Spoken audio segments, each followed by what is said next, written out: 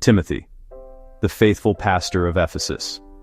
He was young, timid, and often sickly, yet God used him to shepherd one of the greatest churches of the early world. He was Paul's spiritual son, entrusted with the care of Ephesus. His name was Timothy. Though known for gentleness, tradition says he met a violent end, stoned to death in Ephesus for standing against idolatry. His life teaches us that weakness surrendered to Christ becomes strength, and timidity can be transformed into courage.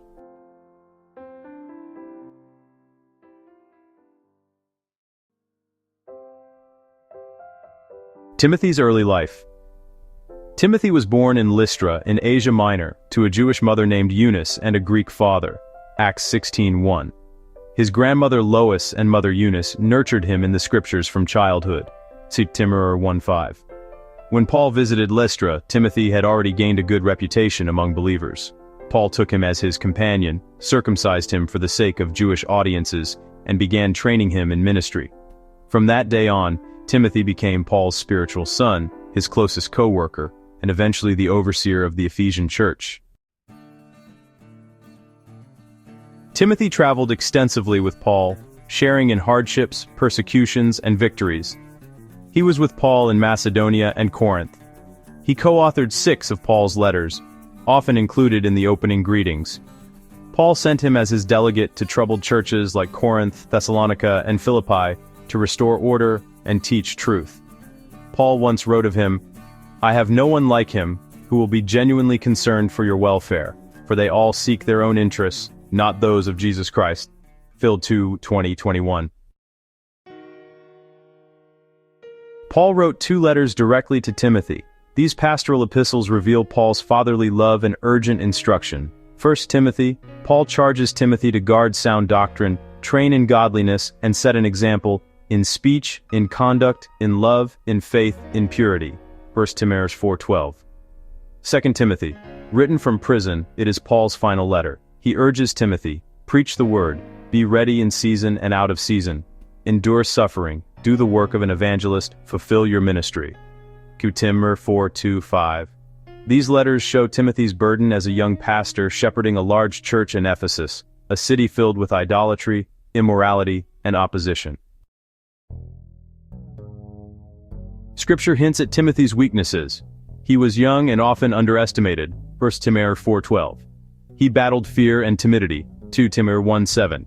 He suffered frequent illnesses, 1 Timothy 5:23. Yet God used Timothy's very weaknesses to display his strength. Paul reminded him, God gave us not a spirit of fear, but of power and love and self-control, 2 Timothy 1:7. Timothy's story shows us that God delights to use fragile vessels for his glory. Tradition tells us that Timothy remained in Ephesus after Paul's death, continuing as bishop. Around AD 97, during a pagan festival honoring Artemis, Timothy opposed the idol procession, denouncing their false worship. The enraged crowd beat him with clubs and stones until he died. The law condemned him as a blasphemer who dishonored Artemis. Grace crowned him as a faithful pastor who fought the good fight, finished the race, and kept the faith.